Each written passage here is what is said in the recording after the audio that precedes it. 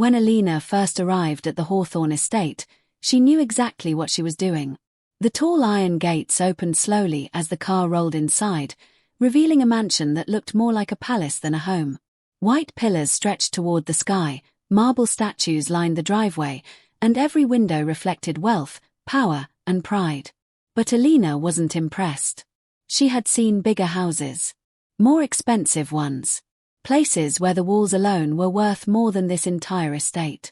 Still, she adjusted her simple dress and lowered her gaze, making sure she looked exactly like the person she was pretending to be. Poor. Simple. Naive. Beside her, Adrian Hawthorne parked the car and turned to her with a warm smile. "Are you nervous?" he asked gently.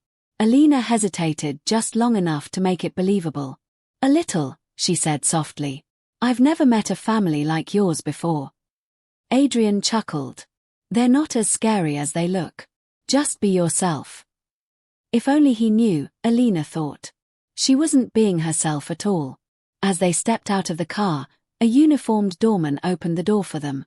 Alina clutched her small handbag, walking a little slower than usual, as if everything around her felt overwhelming. In truth, she wasn't overwhelmed. She was observing. Every detail mattered. Because this visit wasn't just about meeting her fiancé's family.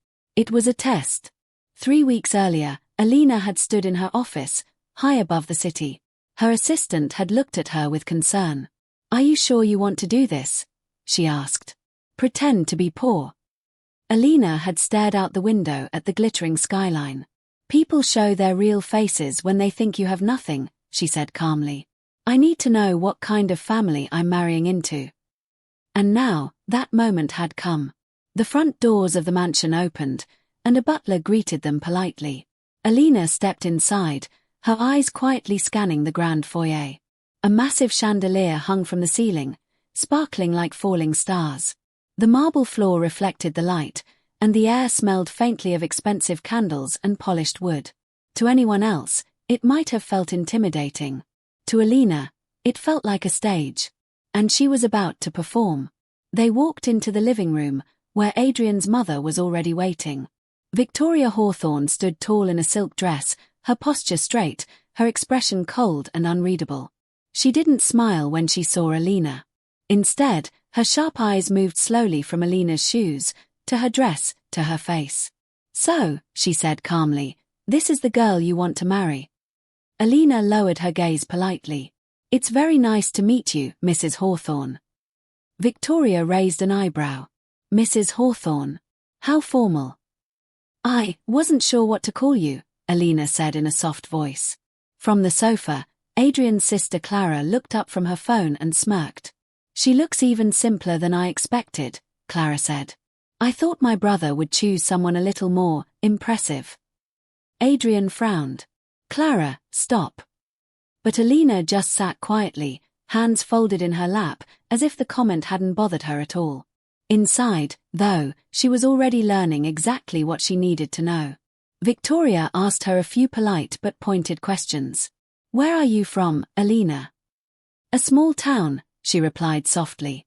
"And your parents?" "My father passed away years ago. My mother runs a small shop." Clara let out a quiet laugh. "A shop? How charming." Alina simply smiled. "I'm proud of where I come from." Victoria studied her carefully, as if trying to figure her out. But Alina gave nothing away. She remained calm, polite, and humble. The perfect picture of a simple girl who had no idea how wealthy families really worked.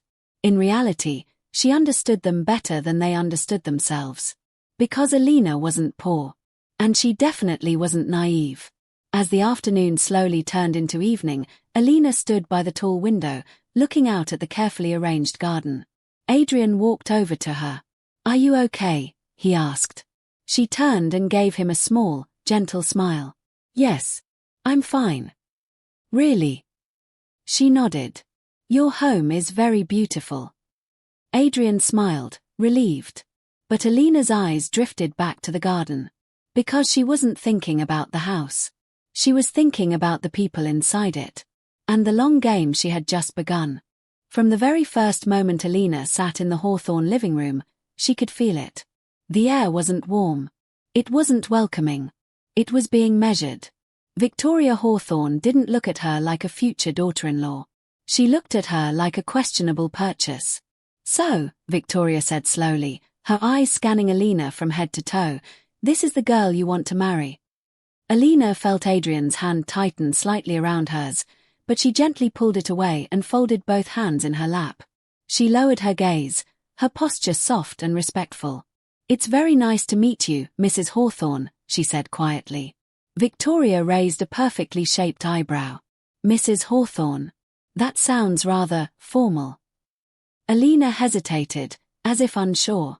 "I'm sorry. I didn't know what to call you." Clara, who was sitting on the sofa with her legs crossed, let out a small laugh. "She probably thinks this is some kind of royal palace." Adrian frowned. "Clara, that's enough." But Clara ignored him. Her eyes moved over Alina's simple dress and plain shoes. "Where did you even find her, Adrian? She looks like she walked out of a charity shop." The words were sharp, but Alina didn't react. She simply kept her eyes lowered, her expression calm and polite. Inside, though, her mind was already working. So this is how they treat someone they think is beneath them, she thought. Interesting. Victoria walked to an armchair and sat down gracefully. "Sit, Alina." Alina nodded quickly. "Yes, She sat at the edge of the chair, back straight, hands folded neatly. She looked like someone who didn't feel she belonged in such a place. And that was exactly the image she wanted to create. Victoria watched her closely. "Adrian tells me you grew up in a small town." "Yes," Alina replied softly. "What does your family do?" "My father passed away when I was young. My mother runs a small general store." Clara smirked. "A shop. That explains the clothes." Adrian's jaw tightened. "Clara." "What?" she said innocently. "I'm just being honest." Alina lifted her eyes slightly. "It's not a big store, but my mother works very hard. I'm proud of her." For a brief moment, the room fell quiet. Victoria studied her face, searching for something: anger, embarrassment, resentment. But Alina's expression remained gentle and sincere. No bitterness. No defensiveness. Just quiet dignity. That, more than anything, unsettled Victoria. "So," Victoria continued, "what exactly do you do, Alina?" "I work at a small office," she replied. "Mostly administrative tasks." Clara leaned forward. "So you're not particularly ambitious, are you?" Alina blinked, as if surprised by the question.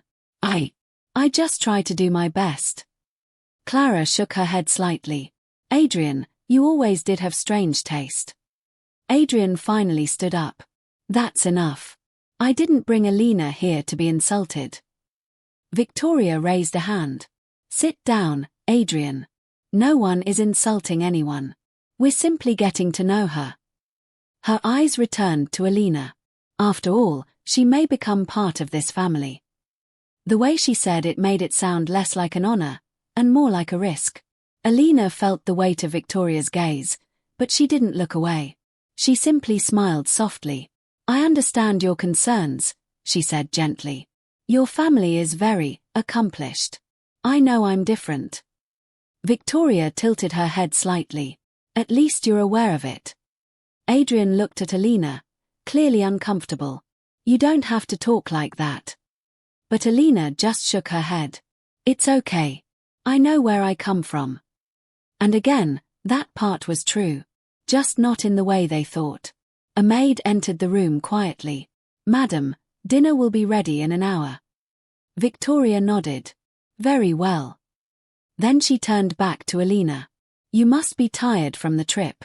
Clara, show her to her room." Clara stood up slowly, clearly not thrilled about the task. "Come on."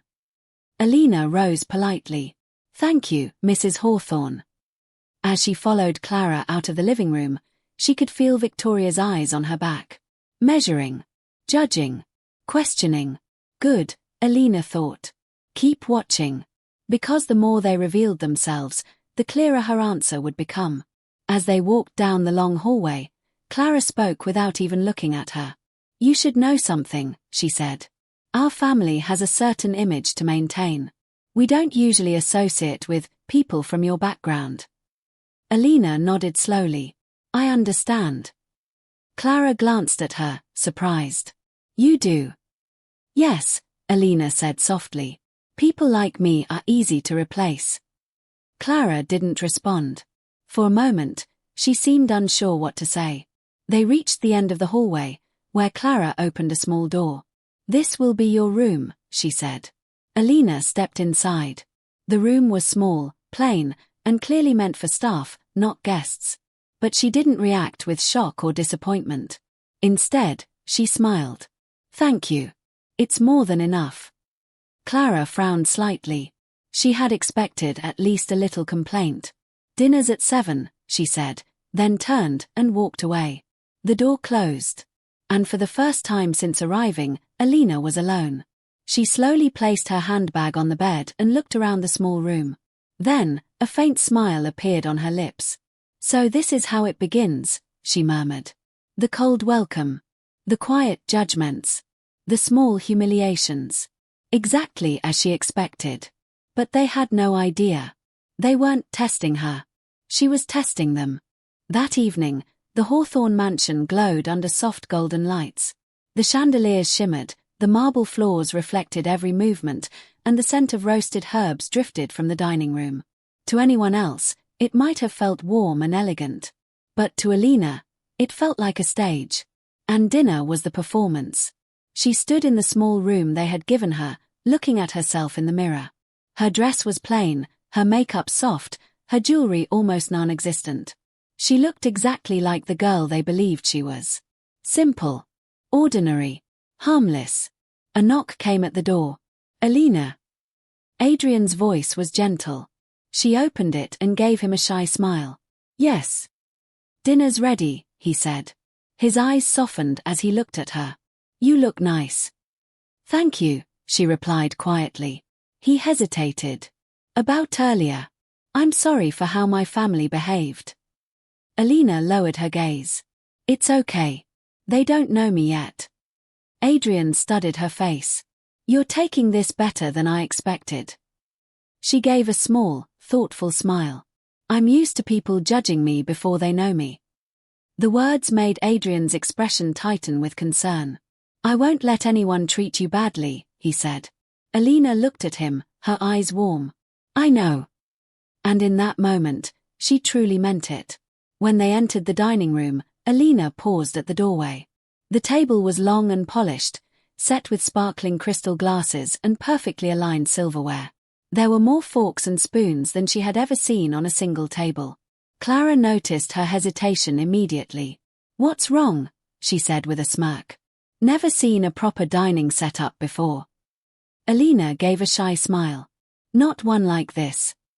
Victoria sat at the head of the table, calm and composed. Come, sit. Dinner is ready. Alina took her seat beside Adrian. As she looked down at the arrangement of cutlery, she carefully chose the wrong fork on purpose. Clara's eyes lit up instantly. Oh dear, she said with a soft laugh. That's the salad fork.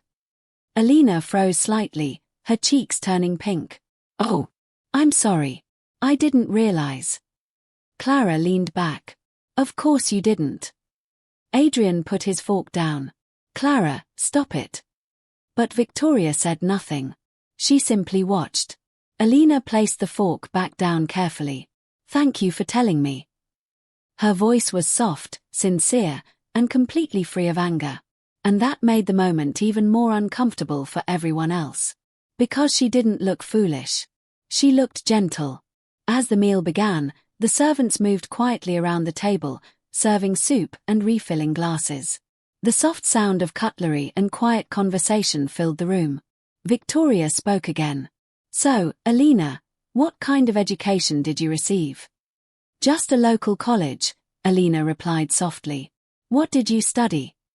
Business administration. Clara smirked. At some small-town college, I assume. Yes. Clara exchanged a glance with her mother. That explains a lot.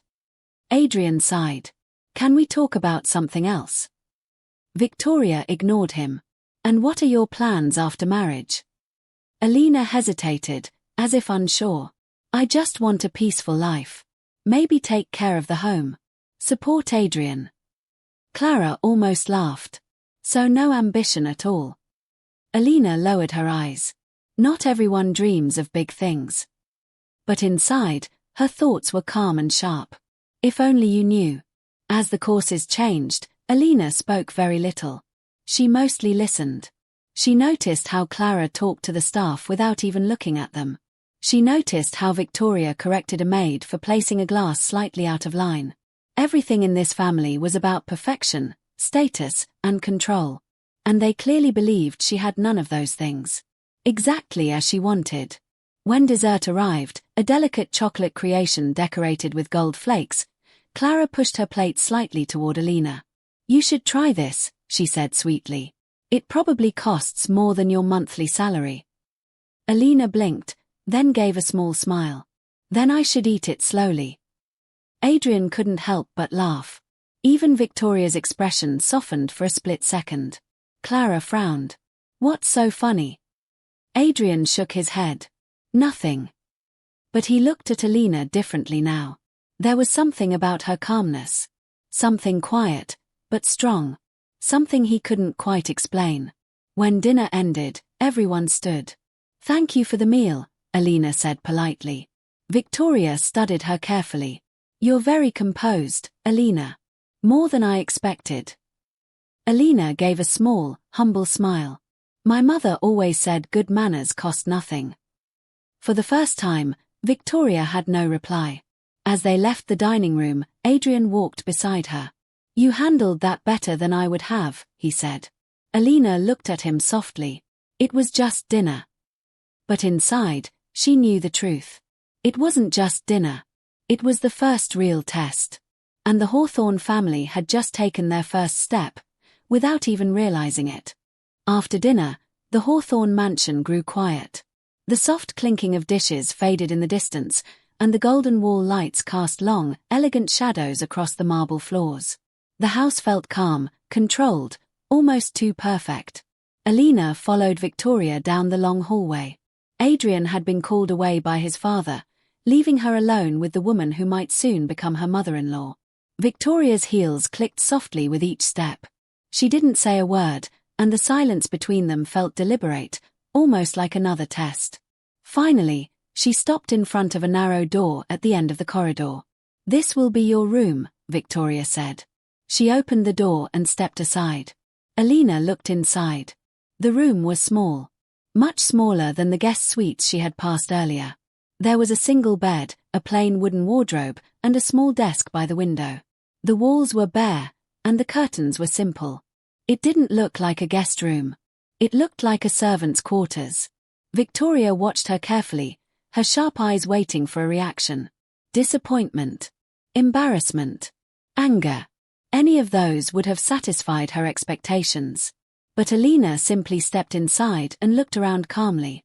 It's very neat, she said softly. Thank you. Victoria frowned slightly. You don't mind? Alina shook her head. Not at all. I don't need much space. Her voice was sincere, her expression peaceful. For a moment, Victoria seemed unsure how to respond. She had expected a complaint, or at least a hint of discomfort. But there was nothing. Just quiet acceptance. Well, Victoria said after a short pause, dinner is at 7 every evening.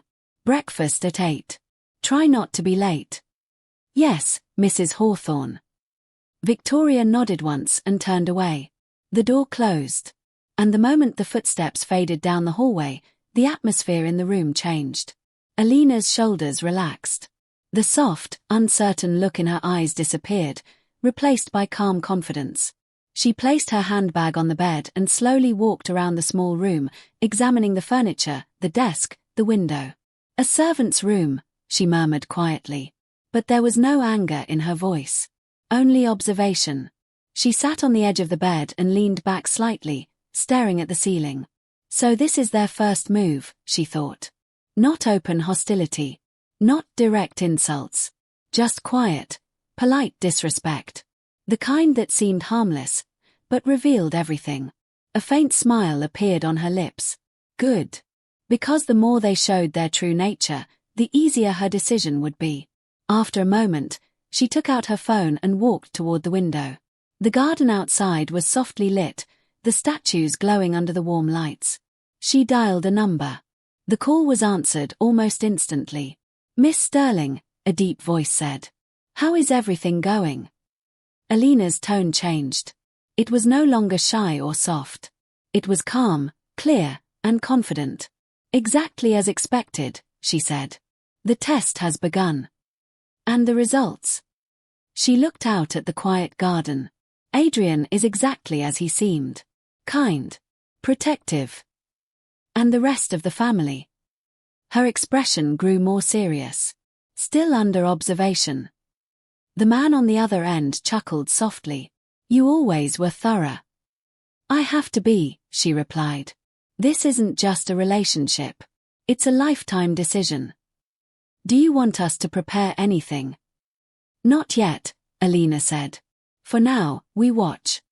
"Yes, Miss Sterling." She ended the call and slipped the phone back into her bag. For a moment, she just stood there by the window, lost in thought. She remembered the dinner. The smirks. The quiet judgments. The cold politeness. And then she remembered Adrian. The way he defended her. The concern in his eyes. The warmth in his voice. Her expression softened. "He's different," she whispered. But was that enough? Marriage wasn't just about the man.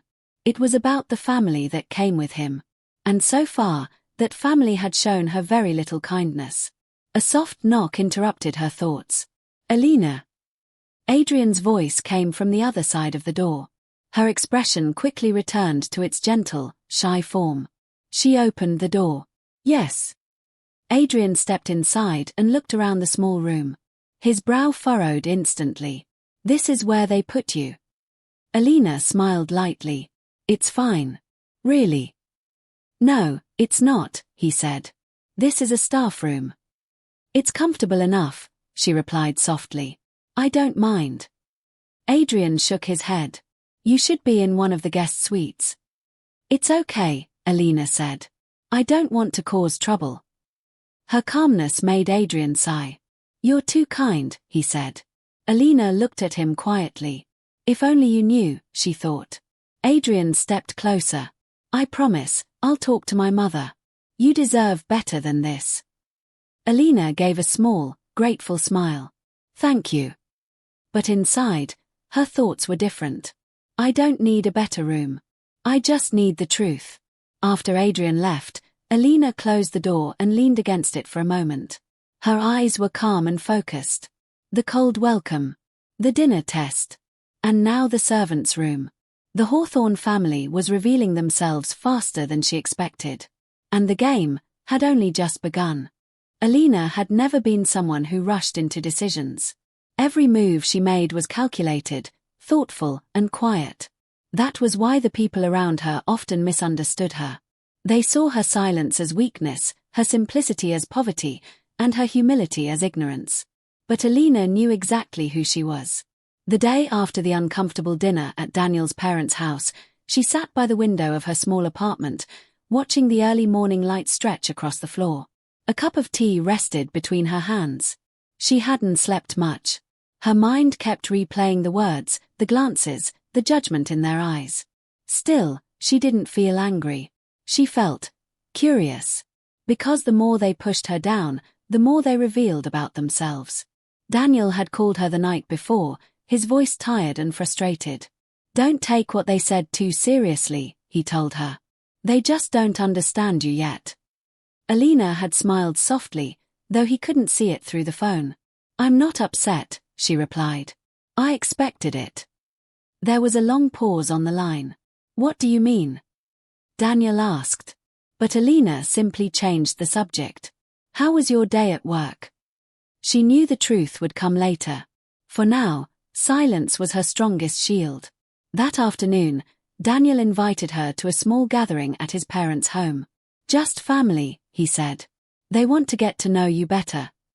Alina knew what that meant. It wasn't a gathering. It was an evaluation. Still, she agreed. She chose a simple beige dress from her closet. It was modest, elegant, and completely unbranded. Her hair was tied back in a low ponytail. No expensive perfume, no flashy accessories. She looked exactly the way they expected her to look. Plain. Ordinary. Unimpressive. But when she looked at herself in the mirror, her eyes held a quiet confidence. "Let them see what they want to see," she whispered. When she arrived at the house, the atmosphere felt different from the previous dinner. It was more formal, more structured. Daniel's parents had invited a few relatives and close family friends. Alina understood immediately. This was not a family dinner. This was a stage. And she was the main act. Daniel greeted her at the door, smiling warmly. "You look nice," he said, giving her a quick hug. "Thank you," she replied softly. But as she stepped inside, the conversations in the room slowed. Eyes turned toward her. Some curious, some skeptical, some openly disapproving. Mrs. Whitmore approached her with a polite but distant smile. "Alina, dear, I'm glad you could come," she said. Her tone sounded sweet, but her eyes were sharp, observant. "Thank you for inviting me," Alina replied. A tall woman in an elegant navy dress walked over. She wore a pearl necklace and carried herself with the confidence of someone used to being admired. "This is Daniel's cousin, Victoria," Mrs. Whitmore said. "She just returned from Paris last month." Victoria extended her hand, her smile thin and controlled. "So you're the fiancé," she said. "I've heard a lot about you." Alina shook her hand gently. "I hope it was good." Victoria laughed lightly. "Well, interesting, at least." The words sounded harmless, but the meaning behind them was clear. Throughout the evening, Alina was asked question after question. "Where did you study? What does your family do? Do you plan to work after marriage? Are you comfortable in high society settings?" Each question was wrapped in politeness, but none of them were innocent. They weren't trying to know her. They were trying to measure her. And each time she gave a simple, modest answer, they silently marked her down. "I studied literature," she said. "My parents lived quietly. I'm comfortable wherever Daniel is." No mention of the international university she had attended. No mention of the private foundations her family had supported. No mention of the business empire that quietly carried her surname. She watched their reactions carefully. Every lowered eyebrow. Every exchanged glance. Every subtle smirk. And she understood everything. At one point, Victoria leaned closer and asked, "So, Alina, what kind of wedding are you expecting?" Alina blinked gently. "A simple one. Something peaceful." Victoria raised an eyebrow. "Simple. The Whitmore weddings are never simple." Mrs. Whitmore gave a polite laugh. "Of course, we'll handle the arrangements." Alina nodded. That would be kind. But inside, she was thinking something else. "You won't be handling anything." Later that evening, while Daniel was busy speaking with his father, Alina stepped out onto the balcony. The cool night air felt refreshing after the heavy atmosphere inside. She rested her hands on the railing and looked at the city lights. "You're stronger than you look," a voice said behind her. She turned to see Mr. Whitmore standing near the doorway. He walked closer, his expression thoughtful. "You didn't react to any of the questions. Most girls would have been nervous. Or offended." Alina smiled faintly. "I've learned that silence often speaks louder than words." Mr. Whitmore studied her face carefully. "There's more to you than you show, isn't there?" For a moment, Alina said nothing. Then she looked back at the city lights. "Everyone has layers," she replied. "Some just choose when to reveal them." Mr. Whitmore didn't respond immediately. But there was something different in his eyes now. Something less judgmental. More curious. Perhaps he was the first one in that house to realize that Alina was not as simple as she seemed. When the evening ended, Daniel walked her to the car. "I think it went better this time," he said hopefully. Alina looked at him, her expression calm. "Yes," she said softly. "They're starting to show their true selves." Daniel frowned slightly. What do you mean? But once again, Alina only smiled. You'll understand soon, she said. As the car drove away, she leaned back in her seat and closed her eyes. The game had officially begun. In the days that followed the family gathering, the atmosphere around Alina began to change, subtly, but noticeably. The Whitmore family no longer treated her with open curiosity. Now, there was something sharper in their behavior, something more calculated. They had reached a conclusion about her. And that conclusion was simple. Alina was not worthy of their world. But what they didn't realize was that Alina had already reached her own conclusion about them. Daniel, however, seemed unaware of the tension building beneath the surface. He was excited, hopeful, and deeply in love. He talked endlessly about the wedding, the house they would move into, the life they would build together. Alina, my mother found a venue by the lake, he said one evening while they were walking through a quiet park. It's beautiful. Huge gardens, crystal chandeliers, everything. Alina listened quietly. And she wants to invite around 300 guests, he added. Alina stopped walking. 300, she repeated softly. Daniel laughed. That's actually small for our family. She nodded slowly, though inside she felt a strange distance from the picture he was painting. It all sounded grand, impressive, and empty. What kind of wedding do you want? Daniel asked suddenly. Alina looked at the trees swaying gently in the evening breeze. I told you before, she said. Something peaceful. Something real. Daniel smiled. It will be real. You'll see. But Alina wasn't so sure. A few days later, Mrs. Whitmore invited Alina to go dress shopping with her and Victoria. The invitation sounded polite, but Alina knew it was another test. The bridal boutique was one of the most expensive in the city. Crystal lights sparkled from the ceiling, and rows of luxurious white gowns filled the room. Victoria immediately began pointing at the most extravagant dresses. This one is from Paris, she said, holding up a gown covered in lace and crystals. It's very popular among high society brides. Mrs. Whitmore nodded approvingly. It would suit a Whitmore wedding perfectly. The sales assistant brought the dress to Alina. Would you like to try it? Alina touched the fabric gently. It was beautiful, but it felt heavy. Not just physically, but emotionally. Like a costume she was being asked to wear. It's lovely, she said politely, but I'd prefer something simpler. Victoria smirked. Of course you would. Mrs. Whitmore sighed softly. Alina, this is not just about you. This wedding represents our family's image. Alina met her eyes calmly. And a wedding should also represent the bride, shouldn't it? There was a brief silence. Victoria crossed her arms. You're marrying into this family. You should be grateful for the opportunities you're getting. The words were sharp, almost cruel. But Alina didn't react. She simply smiled. I'm grateful, she said. But not for the reasons you think. After trying on a few dresses, Alina chose a simple, elegant gown with clean lines and no heavy decorations.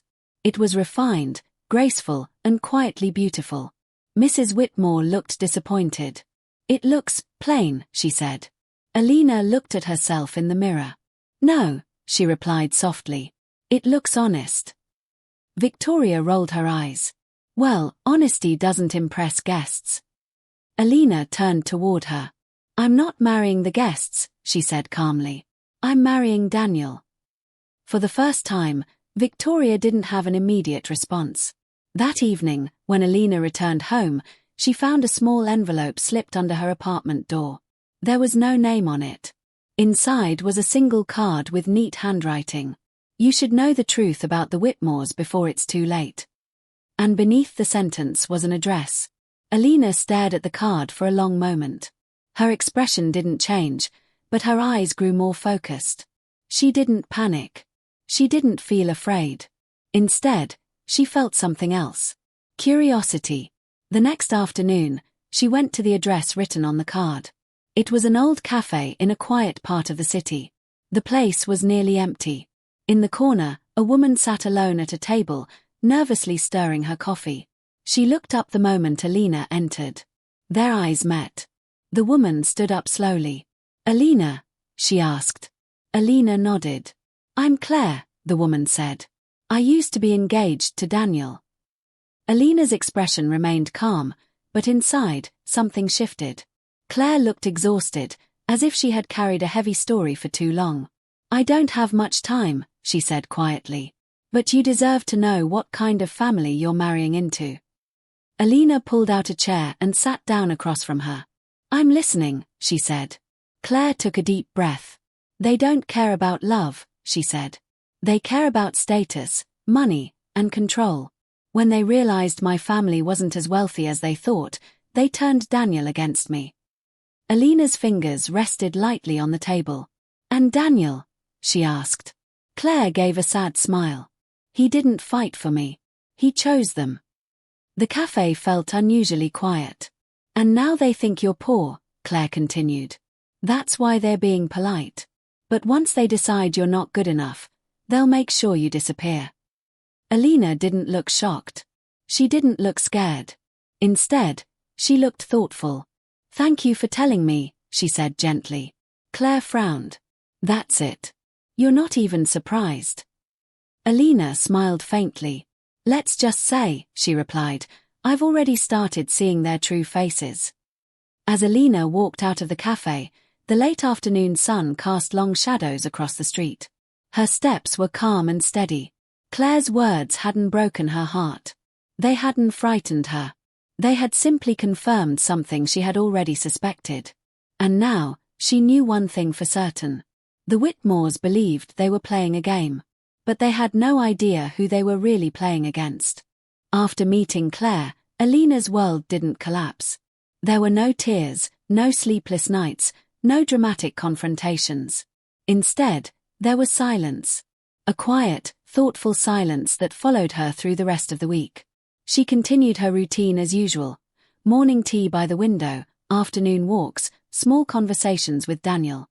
On the surface, nothing had changed.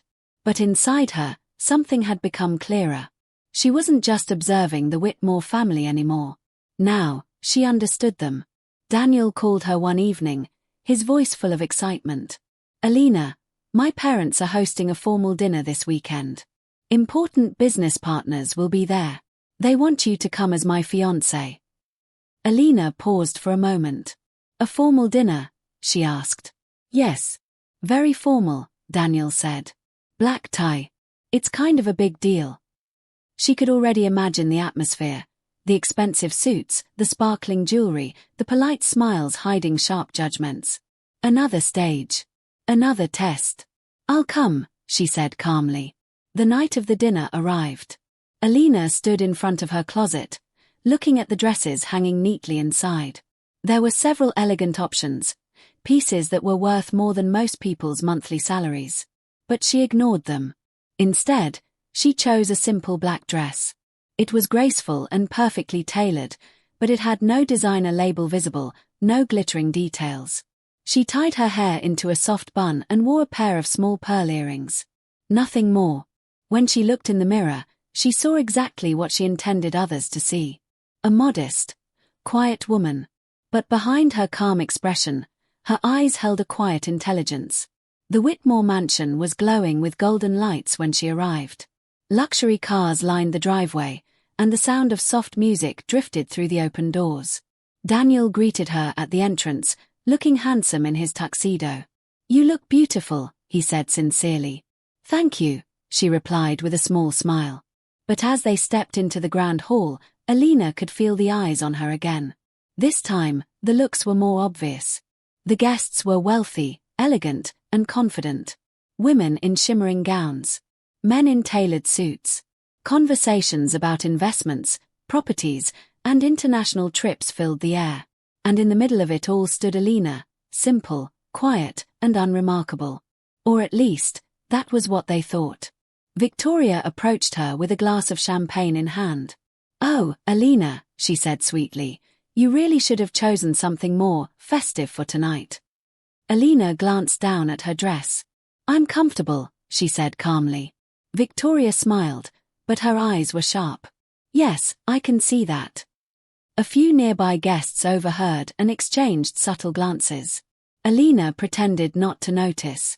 During dinner, the conversations at the table turned toward business.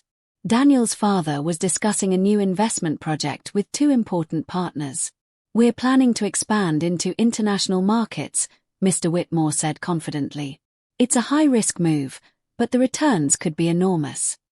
One of the businessmen nodded. "And who's advising you on this expansion?" Mr. Whitmore hesitated for a moment. "We're still finalizing the details." Alina listened quietly, her eyes thoughtful. She recognized the company name they were discussing. It was one of the smaller competitors her own family's corporation had quietly outperformed years ago. The strategy Mr. Whitmore described sounded dangerous. But she remained silent. This was not her table. Not her game. At least, not yet. Halfway through dinner, one of the guests turned to Alina. "And what do you do, dear?" the woman asked politely. Alina folded her hands in her lap. "I enjoy reading. And quiet things." The woman blinked, clearly expecting a more impressive answer. Victoria smirked. "Alina prefers a very simple lifestyle." There was a soft ripple of polite laughter around the table. Daniel shifted slightly in his seat, looking uncomfortable. But Alina simply smiled. "Yes," she said. "Simple things are often the most valuable." Her voice was calm, but there was a quiet weight behind her words. For a brief moment, the table fell silent. Later that evening, as the guests mingled in the main hall, Alina stood near the window, looking out at the dark garden. She didn't feel out of place. She felt like an observer in a room full of actors. "You don't seem impressed," a voice said beside her. She turned to see one of the business partners, a middle-aged man with kind eyes. "Should I be?" she asked gently. He chuckled.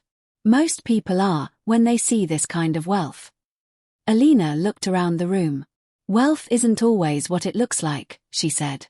The man studied her face carefully. "You're not what I expected," he admitted. Alina smiled faintly. "Neither are you." Across the room, Victoria was whispering something to Mrs. Whitmore. Both of them glanced toward Alina, their expressions tight with disapproval. "She's embarrassing us," Victoria murmured. "She doesn't fit in at all." Mrs. Whitmore sighed. "I'm starting to think this engagement was a mistake." They didn't realize that Daniel was standing just behind them. And he heard everything. His face grew pale. When the guests finally began to leave, Daniel found Alina near the entrance. "Can we talk?" he asked quietly. "Of course," she said. They stepped outside into the cool night air. The sounds of the party faded behind them. Daniel ran a hand through his hair, looking troubled. "My mother and Victoria, they think you don't belong here," he admitted. Alina didn't look surprised. "And what do you think?" she asked softly. Daniel hesitated. "I don't care what they think," he said. "I love you." Alina studied his face carefully. "You say that now," she replied. "But love becomes very fragile when it's tested by pressure." Daniel frowned. "What do you mean?" Alina's eyes softened, but there was a quiet seriousness in them. "Nothing," she said gently. "Just a thought." As Daniel drove her home, neither of them spoke much. But Alina was thinking. About Claire's warning. About the whispers at dinner. About the look on Mrs. Whitmore's face. The truth was getting closer. And soon, the masks would begin to fall. When the car stopped in front of her apartment, Alina turned to Daniel. "Whatever happens," she said softly, "I hope you choose wisely." Daniel looked confused. "Choose what?" But Alina only smiled. "Good night, Daniel." She stepped out of the car and walked toward her building, her figure disappearing into the shadows. And for the first time, Daniel felt a strange, uncomfortable feeling in his chest. As if something important was about to change. After the formal dinner, the distance between Alina and the Whitmore family became more visible. It was no longer hidden behind polite smiles or soft words. Now, it showed in small actions, in cold glances, in the way conversations stopped when she entered a room. They had made their decision about her. And they weren't trying to hide it anymore. Daniel, however, was caught in the middle. He loved Alina, but he also loved his family. And the pressure around him was slowly building. One evening, he was called into his father's study. The room smelled of old books and polished wood, a place where serious decisions were always made. Mr. Whitmore sat behind his desk, his expression firm.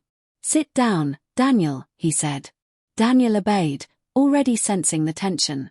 His mother stood near the window, her arms crossed. "We need to talk about your engagement," she said. Daniel's shoulders stiffened. "What about it?" Mrs. Whitmore turned to face him. "That girl is not suitable for this family." Daniel frowned. "Alina is kind, honest, and—" "She is poor," Victoria interrupted from the doorway. She had been listening the whole time. "And she has no connections, no status, no background that matches ours." Daniel looked from one face to another. "You don't even know her." Mr. Whitmore leaned forward. "We know enough. This marriage will damage our reputation." Daniel's voice rose slightly. "I'm not marrying for reputation. I'm marrying for love." Mrs. Whitmore's eyes hardened. "Love doesn't maintain a family legacy. Money and alliances do." That same evening, Alina sat alone in her apartment, reading a book by the window. The quiet space felt comforting, familiar. Her phone buzzed. It was a message from Daniel. "Can we meet tomorrow? It's important." Alina stared at the screen for a moment. She already knew what the conversation would be about. Still, she replied, "Of course." The next day, they met at a small cafe, the same one where Alina had spoken with Claire. The air felt heavier than before. Daniel looked tired. His usual warmth was replaced by worry. "Alina," he began, "my parents, they're not happy about us." Alina stirred her tea slowly. "I know."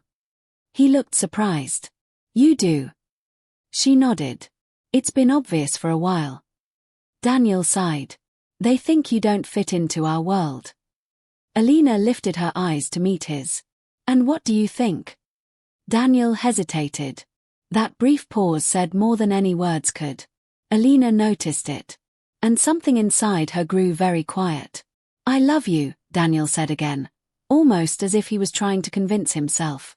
"But they're threatening to cut me off from the family business if I go through with the marriage."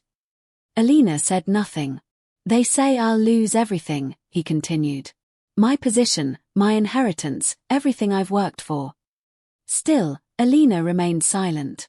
Daniel leaned forward. "Say something, please." She looked at him calmly.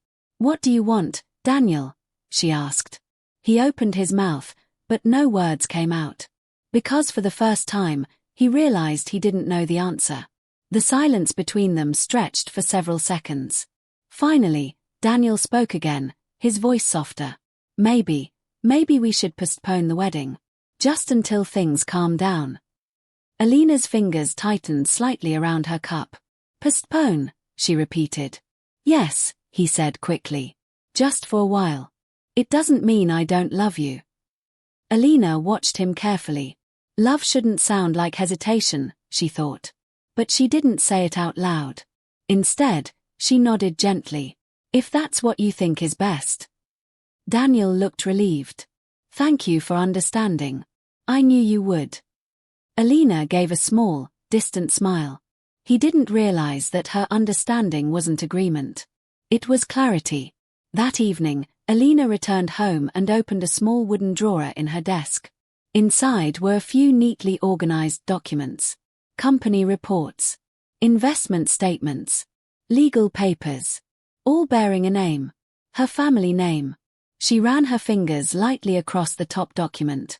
The numbers alone were enough to shake the entire Whitmore empire if the truth ever came out. But she wasn't interested in revenge. Not yet. She was interested in truth. And truth had a way of revealing people's real hearts. Her phone rang again. This time, it was an unknown number. "Alina," a familiar voice said. It was Claire. "I heard from someone in their circle," she continued. "The Whitmores are already looking for another match for Daniel. Someone wealthy. Someone more suitable." Alina closed her eyes briefly. "I see," she said softly. You deserve better than this, Claire said. Don't let them humiliate you. Alina opened her eyes again. They were calm, steady, almost unreadable. Don't worry, she replied. No one is humiliating me. Claire sounded confused. What do you mean? Alina looked out the window at the quiet city lights. They just don't know the truth yet. After the call ended, Alina stood by the window for a long time. She wasn't heartbroken. She wasn't angry. She was simply done waiting. If Daniel chose his family's expectations over his own heart, then that was his decision. But very soon, the Whitmore family would learn something they never expected. The poor, naive girl they were trying to push away was the one person who could change their entire future. The days after Daniel suggested postponing the wedding felt unusually quiet for Alina. Not the peaceful quiet she was used to, but a heavy, waiting kind of silence, like the air before a storm. Daniel's calls became less frequent. His messages were shorter, more formal. There was always an excuse. Busy at work. Family dinner tonight. Talk later, okay? Alina never complained. She never asked questions. She simply replied with calm, polite responses. Because deep inside, she already knew what was coming. One afternoon, she received a message from an unknown number. It was a photograph. Daniel, standing beside a tall, elegant woman in a luxurious restaurant. The woman wore a sparkling dress and a confident smile. Daniel didn't look uncomfortable. In fact, he looked relaxed. Below the photo was a short text. Meet Sophia Carter. Your replacement. Alina stared at the screen for a long moment. Her face showed no anger, no tears, no shock. Only stillness. She set the phone down on the table and continued drinking her tea. That evening, Daniel finally called. Alina, we need to talk, he said. His voice sounded nervous. I know, she replied calmly. When and where? There was a pause, as if he hadn't expected her to sound so composed. Tomorrow. At my parents' house. All right, she said softly. No questions. No arguments. No emotion. Just agreement. The next evening, Alina arrived at the Whitmore mansion. The same golden lights, the same polished floors, the same air of quiet arrogance. But this time, the atmosphere felt colder. Daniel stood near the entrance, his expression tense. Beside him was the woman from the photograph. Sophia Carter. She was everything the Whitmore family admired, elegant, wealthy, confident, and clearly from a powerful background. Mrs. Whitmore approached Alina with a formal smile. Alina, thank you for coming, she said. Alina nodded politely. Of course. Mr. Whitmore stood behind his wife, silent but serious. Victoria, however, looked almost pleased. They all gathered in the sitting room. The space felt more like a boardroom than a family area. Daniel cleared his throat. Alina, my parents and I have been talking, he began. She looked at him calmly. I assumed so. He hesitated, then continued. We think it would be best to end the engagement. The words hung in the air. Mrs. Whitmore folded her hands neatly. It's nothing personal, dear. You're a nice girl, but this marriage simply doesn't make sense for our family. Victoria added, Daniel has responsibilities. He needs a partner who can stand beside him in his world.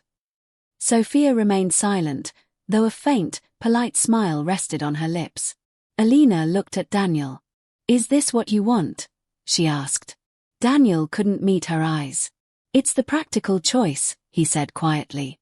Practical. Not right. Not honest. Not loving. Just practical. Alina nodded slowly. I understand, she said. Her calmness made everyone in the room slightly uncomfortable. Mrs. Whitmore cleared her throat. We've already prepared the legal documents. The engagement contract will be dissolved. You'll receive a small settlement for any inconvenience. Victoria placed a folder on the table and slid it toward Alina. It looked like a simple gesture. But to them, it was a final dismissal. Alina opened the folder and glanced at the papers inside. Her eyes moved across the text calmly. Then she closed it. That won't be necessary, she said. Mrs. Whitmore blinked. I beg your pardon. I don't need any settlement, Alina replied. You can keep it. Victoria raised an eyebrow. That's very noble of you. But her tone carried a hint of mockery. Alina stood up slowly. For a moment, no one spoke. Then she looked around the room, at the chandeliers, the expensive furniture, the polished floors. You have a beautiful home, she said softly. And a very impressive reputation. Mrs. Whitmore straightened slightly, unsure where the conversation was going. We've worked very hard for it, she replied. Alina nodded. I'm sure you have. Then she turned her gaze to Daniel. I hope your practical choice brings you everything you're looking for. Daniel swallowed, suddenly feeling uneasy. Alina, But she raised her hand gently. There's no need to explain, she said. You've already made your decision. She picked up her purse and walked toward the door. No tears. No anger. No dramatic exit. Just quiet dignity. But before she stepped outside, she turned back one last time. Oh, and Mrs. Whitmore, she said softly. Yes. Alina's eyes held a calm, knowing light. You might want to review your international expansion project again. The company you're planning to partner with has a history of sudden collapses. Mr. Whitmore's expression changed instantly. How do you know about that? He demanded. Alina gave a small, polite smile. Just something I read, she said. Then she opened the door and stepped out into the night. Inside the house, the room felt strangely tense. Victoria frowned. That was odd. Mr. Whitmore looked at the closed door, his mind racing. How could she possibly know about that deal? He murmured. Daniel said nothing. But for the first time, a small seed of doubt began to grow inside him. Because Alina had walked away too easily. And something about her calmness didn't feel like defeat. It felt like the beginning of something else. 2 weeks passed after the engagement was officially ended. Life at the Whitmore mansion quickly returned to its usual rhythm. Business meetings, social events, elegant dinners, everything looked normal on the surface. But beneath that polished exterior, something was beginning to crack. Mr. Whitmore sat in his office, staring at a thick stack of financial reports. His expression grew darker with each page he turned. This can't be right, he muttered.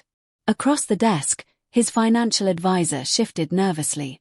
The overseas investment isn't performing as expected, the advisor admitted. In fact, the partner company is facing legal investigations. Mr. Whitmore slammed the file shut. How did we miss this?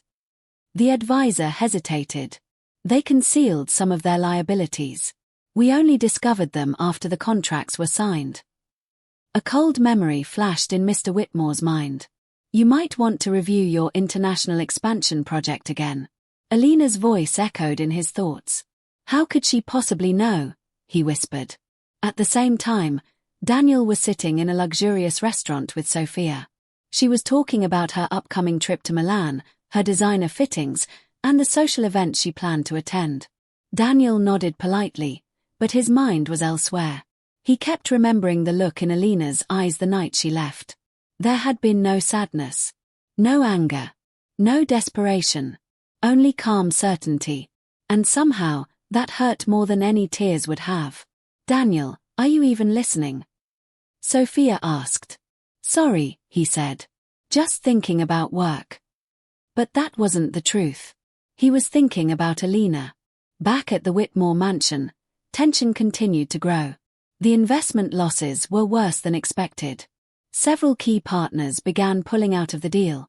Within days, the Whitmore company's reputation began to suffer. What are we going to do? Mrs. Whitmore asked anxiously. Mr. Whitmore rubbed his temples. We need a stronger partner. Someone stable. Someone powerful. Victoria crossed her arms. The Carters might help. Sophia's family has influence. But Mr. Whitmore didn't look convinced. He kept thinking about Alina. About her calm voice. Her quiet warning. Her strange confidence. Something about her didn't add up. 3 days later, Mr. Whitmore received an invitation to a high-level business conference. It was an exclusive event, attended only by major investors and industry leaders. The invitation came from a name he didn't recognize at first: the Ardent Group. But when he looked deeper into the company profile, his eyes widened. The Ardent Group wasn't just another corporation. It was one of the most powerful financial entities in the region. Quiet, private, and extremely influential. And the conference was being hosted at their headquarters. The day of the conference, Mr. Whitmore entered the grand glass building with a mixture of curiosity and anxiety. The lobby alone was more impressive than most corporate headquarters he had ever seen. This wasn't just wealth. This was power. Real power. He was guided into a large conference hall where several important figures were already seated. At the far end of the room was a long table reserved for the company's executive board. And at the center seat, someone familiar was sitting calmly, reviewing documents. Mr. Whitmore froze. It was Alina. She looked completely different from the quiet girl who had worn simple dresses and spoken softly at family dinners. Today, she wore an elegant, tailored suit. Her posture was confident, her expression composed, and every person around her treated her with respect. One of the executives leaned toward Mr. Whitmore and said quietly, "That's Ms. Alina Ardent. She's one of the primary shareholders of the company." Mr. Whitmore's heart dropped. Ardent. That was her last name. How had he never noticed? Alina looked up and saw him standing near the entrance. Their eyes met. She didn't look surprised. She simply gave a small, polite nod. The same calm nod she always gave. But now, it carried a completely different meaning. After the meeting, Mr. Whitmore approached her cautiously. "Miss Ardent," he said. Alina turned toward him with a gentle smile. "Mr. Whitmore, it's nice to see you again." His voice felt unsteady. "I had no idea." She tilted her head slightly. "No idea about what?" "About who you really are." Alina's smile softened. "I never lied," she said. "You just never asked the right questions." Mr. Whitmore swallowed. "Our company is facing serious difficulties," he admitted. "We could really use a partner like yours." Alina looked at him quietly. For a moment, there was no emotion in her expression. No revenge, no satisfaction, no anger. Just calm thought. "Partnerships," she said softly, "are built on respect and trust." Mr. Whitmore lowered his eyes. "Yes, they are. And your family didn't show me either of those things," she continued gently. He had no response. Because she was right. Later that day, Daniel arrived at the building. He had heard about the conference and followed his father, hoping to secure a meeting with the Ardent Group. But when he stepped into the executive hall and saw Alina standing among the company's leaders, he felt the world shift beneath his feet. "Alina," he whispered. She turned toward him, her expression calm. "Hello, Daniel." He looked at her elegant suit, the executive speaking respectfully around her, the logo of the Ardent Group behind her chair. You work here?" he asked. Alina shook her head slightly. "No," she said. "I own part of it." Daniel felt a heavy weight settle in his chest. All the moments came rushing back. Her quiet confidence. Her calm warnings. Her refusal to take the settlement. He had thought she was poor. Naive. Out of place. But the truth was, she had been the most powerful person in the room all along. "I made a mistake," Daniel said quietly. "A terrible one." Alina looked at him with gentle eyes. "Yes," she said. "You did." There was no anger in her voice. And somehow, that hurt even more. "Is there any chance we could start over?" he asked. Alina thought for a moment. Then she shook her head. "Love shouldn't need to prove its worth," she said softly. "And I deserve someone who chooses me without hesitation." Daniel lowered his eyes, unable to argue. Because he knew she was right. As Alina walked toward the exit, the sunlight streamed through the glass walls, surrounding her in a warm glow. She wasn't the poor, naive girl they thought they were rejecting. She was the quiet storm they never saw coming. And by the time they realized her true worth, she was already far beyond their reach.